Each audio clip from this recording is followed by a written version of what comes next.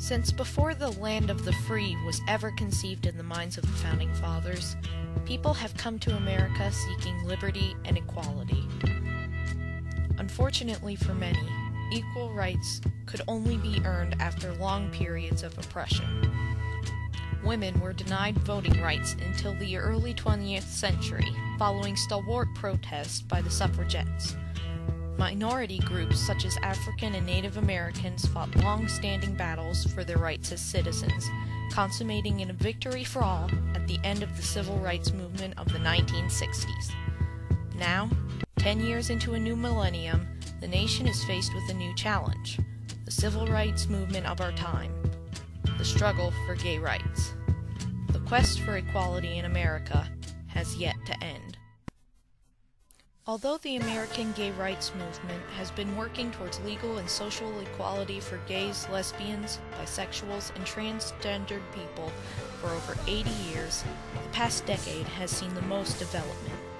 Add a fourth state to the list of places where it will be legal to marry someone of the same sex.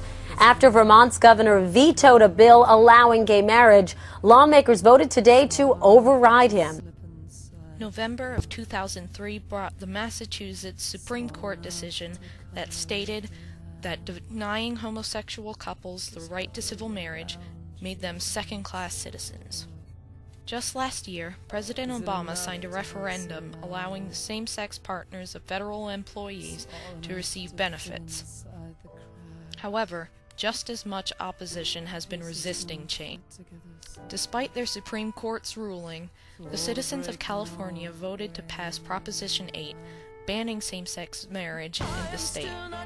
California has ruled to uphold Proposition 8, which discriminates against gays and lesbians, not giving them access to full marriage equality. Earlier this year, the governor and legislature of the state of Maine legalized same-sex marriage, but the people of Maine wanted their say on the issue. They got it on the ballot, and voters repealed the law. It goes without saying that much tension brews between those divided on the issue.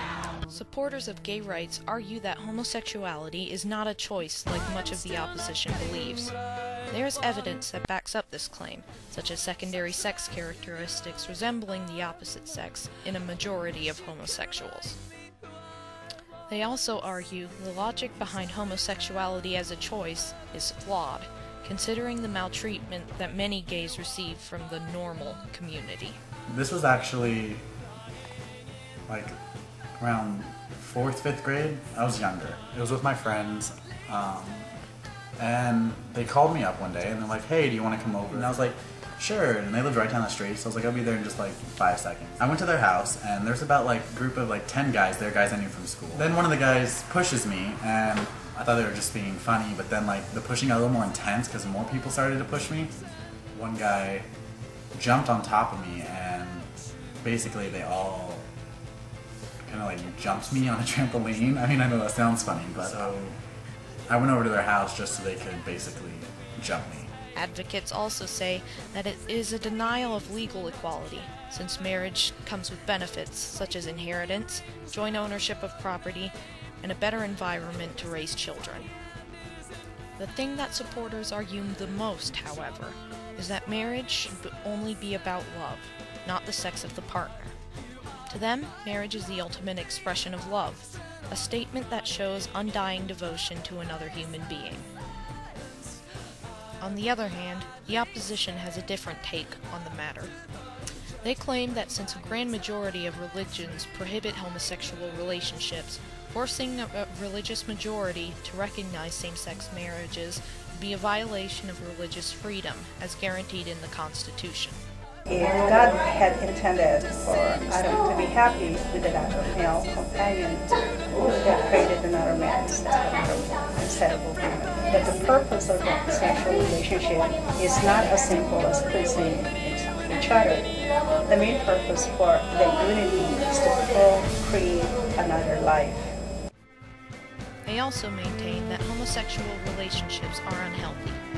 Studies have shown that homosexuals, for various reasons, have life expectancies of 20 years less than the rest of the population. Most of all, those who oppose gay marriage fear that if it is legalized, other forms of sexual deviation, such such as incest, bestiality, and pedophilia will become legal, generally accepted sexual lifestyles as well. Many Americans are extremely passionate about their stance on gay marriage, some to the point where violence breaks out. The high tensions that surround this issue are making it infinitely clear that a decision needs to be made, and soon. If the prohibition of gay marriage is carried out, however, will America still retain its privilege to call itself the land of the free?